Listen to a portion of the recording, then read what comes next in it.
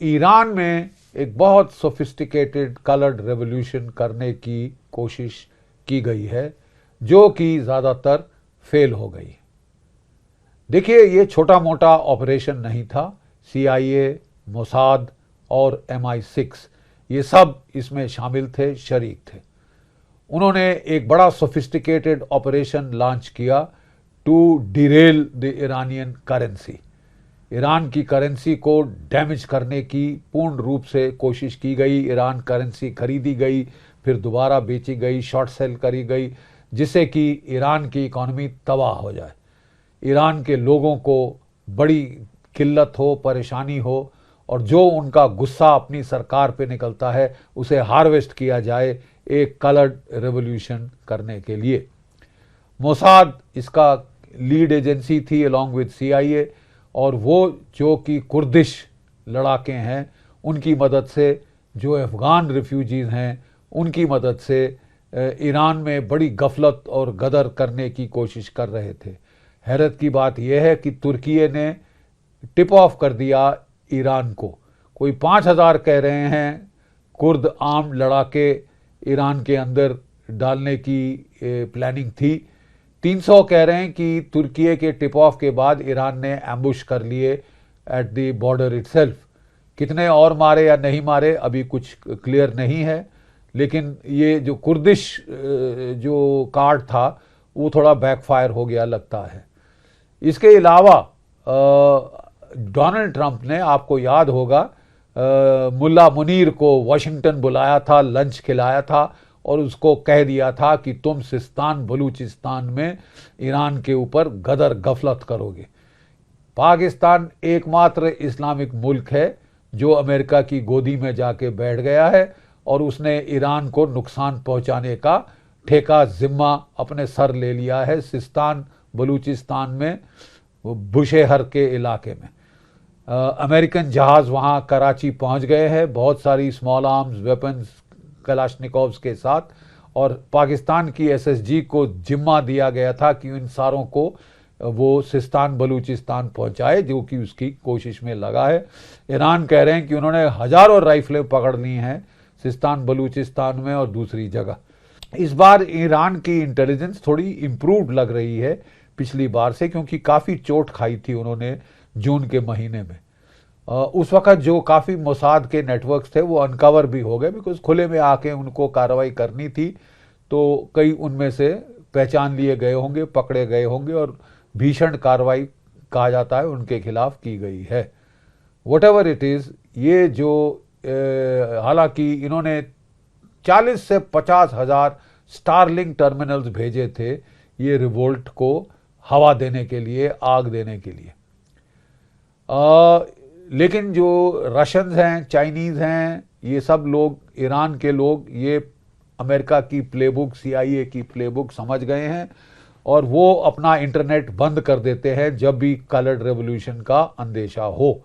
इस बार इजराइल ने, अमेरिका ने कोई 40 से 50 हज़ार स्टारलिंक के सैटेलाइट भेज दिए थे ईरान के अंदर।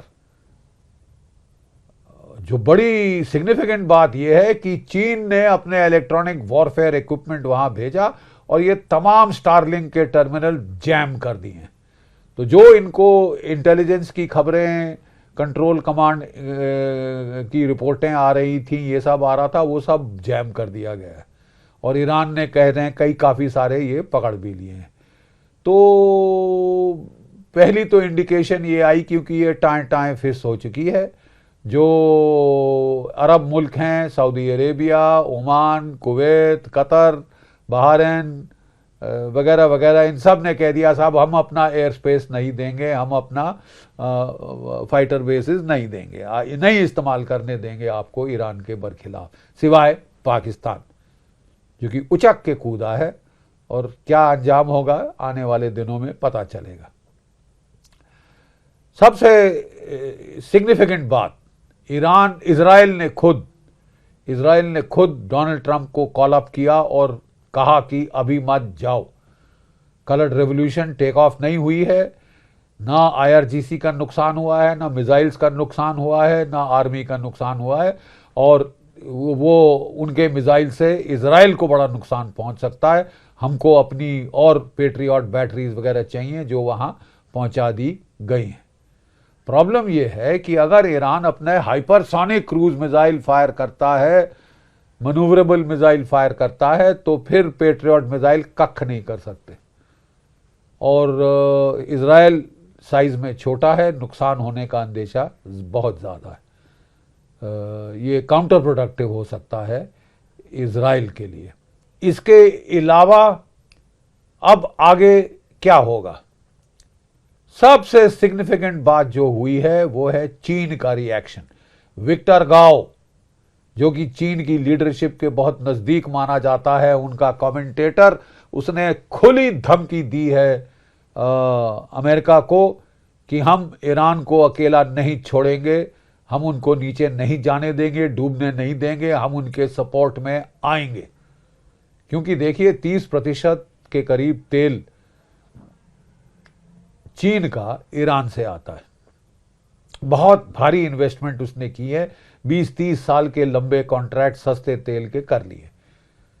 अब ये वेनेजुएला नहीं है जो कि अमेरिका के पिछवाड़े में है, ये ना रूस के पिछवाड़े में है, ना चीन, ना अमेरिका के पिछवाड़े में है, लेकिन सबके लिए बहुत जरूरी है ये ईरान का क्षेत्र, मिडिल ईस्ट का क्षेत्र, क्योंकि दुनिया का ऑयल कॉकपिट ये है। और अगर यहाँ पे ऑयल सप्लाई डिसरप्ट हुई तो कोई ऑयल की कीमत सीधी $150 तक जा सकती, जिससे कि दुनिया की इकॉनमी तबाही का कगार पे आ जाएगी, शामिल अमेरिकन इकॉनमी। तो क्या इसके बावजूद डोनाल्ड ट्रंप करेंगे? बात ऐसी है कि साहब उनकी करनी काफ़ी कटी है, उनको काफ़ी मुंह की खानी पड़ी है दुनिया के सामने। धाड़ धाड़ के कह रहे थे कि मैं ईरान में तख्ता पलट कर दूंगा, इस रिजीम को नहीं छोड़ूंगा, मदद आ रही है, ईरान के लोगों आ रहे हैं हम, वगैरह वगैरह। और उसके बाद आप कख ना करें तो फिर तो अमेरिका की नाक कटेगी, करनी कटेगी। तो मिड टर्म इलेक्शंस आ रही हैं, डोनाल्ड ट्रंप इसको अफोर्ड नहीं कर सकते।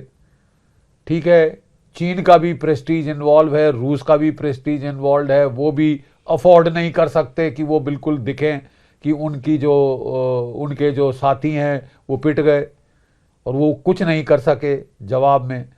तो साहब तीनों साइड्स का प्रेस्टीज अब पिटेड हो गया है, बहुत खतरनाक सिचुएशन हो गई है गल्फ में। कहा जाता है कि American chairman, joint chairman chiefs of staff ने डोनाल्ड ट्रंप को मशवरा दिया है कि साहब ईरानियन कलर्ड रेवोल्यूशन तो टेक ऑफ नहीं हुई, तो उसके चलते हमारे पास उतना फोर्स लेवल नहीं है। जून में जब अटैक किया था 2 एयरक्राफ्ट कैरियर बैटल ग्रुप खाड़ी, ईरान की खाड़ी में थे। आज के दिन एक भी नहीं था। और अब जो है American Abraham Lincoln super carrier जो है, निमिट्स क्लास कैरियर, ये साउथ चाइना सी, चीन के इलाके से निकाल के वहां भेजा गया और चीन इसका फायदा उठाए, ताइवान में छेड़े तो देखने की बात। कहा जा रहा है कि ईरानियन जो है कंटेनर शिप इसको फॉलो करता आ रहा है, शैडो कर रहा है वहां से, साउथ चाइना सी से, और उसके अंदर कहा जा रहा है कि मिसाइल्स और ड्रोन्स फिटेड हैं। ईरान की 2 सबमरीन्स भी इनकी टोह में आगे पहुंच गई हैं, वो भी कैरियर को नुकसान पहुंचा सकती हैं। सबसे ज़्यादा ईरान के पास हाइपरसोनिक मिसाइल है, किंजाल मिसाइल हैं। जब aircraft carriers restricted water spaces में आ जाते हैं, जैसे गल्फ ऑफ हॉर्मुज, जैसे रेड सी वगैरह, तो वो ज़्यादा वल्नरेबल हो जाते हैं और उनको किंजाल मिसाइल, उनको हाइपरसोनिक क्रूज मिसाइल भारी नुकसान पहुंचा सकते हैं, डुबो भी सकते हैं। तो ये तो बिल्कुल बड़ी अजीब सिचुएशन अमेरिका के लिए पैदा कर देगा, क्योंकि फिर तो बिल्कुल प्रेस्टीज का सवाल हो जाएगा और ये कॉन्फ्लिक्ट उसके बाद कहाँ तक एस्केलेट हो जाता है, कहाँ कुछ भी कहा नहीं जा सकता। ईरान का फलसफा बड़ा सीधा है, हम तो डूबेंगे सनम, तुमको भी ले डूबेंगे। 700 मिसाइल फायर करेंगे इजराइल पे, सारे अमेरिकन एयर बेसिस को ध्वस्त कर देंगे, कैरियर को डुबोने की कोशिश करेंगे, गल्फ ऑफ हॉर्मुज को तो ब्लॉक कर ही देंगे, और बहुत ज़्यादा हुआ तो साहब हम जो है एक वो भी फायर कर सकते हैं, डर्टी बॉम्ब। यूरेनियम की कोई कमी नहीं है उनके पास, एनरिच्ड यूरेनियम पार्शली, वो डर्टी बॉम्ब बन जाए तो बड़ा नुकसान हो सकता है। तो ये कोई भी अगर कार्रवाई यहाँ पे ली जाती है गल्फ में तो बड़ी सोच समझ के लेनी पड़ेगी, फूंक फूंक कर लेनी पड़ेगी। मुझे तो नहीं लगता कि इतनी आसानी में चवन्नी में डोनाल्ड ट्रंप साहब अमेरिकन जाने गंवाना चाहेंगे। वो तभी मेरे ख्याल ग्रीनलैंड की ज़्यादा बात कर रहे हैं ताकि कोई और फ्रंट खुले और वो तवज्जो हटा सके। और यूरोप तो बड़ी सॉफ्ट टारगेट उनके लिए बन गई है, उन्होंने भी दांत दिखा दिए। तो जितना डोनाल्ड ट्रंप अनर्गल बातें कर रहे हैं, बतिया रहे हैं, डराने की वार डांस कर रहे हैं, उतना मेरे ख्याल वो अपने लिए मुसीबत बढ़ा रहे हैं, अमेरिकन डिक्लाइन को एक्सेलरेट कर रहे हैं। क्योंकि इस तरह का हाल चलता रहा, आप यूनाइटेड नेशंस को खलास करने की कोशिश करो बोर्ड ऑफ पीस से, तो फिर दुनिया साहब इकट्ठे हो जाएगी, बैंड वैगन होना पड़ेगा अमेरिका को रोकने के लिए, अमेरिका की मनमानी रोकने के लिए, अमेरिकन पेट्रो डॉलर की अहमियत ख़त्म करने के लिए। नहीं तो ये जो है खतरा दिन दूनी रात चौगनी बढ़ता ही जाएगा। जय भारत, जय हिंद।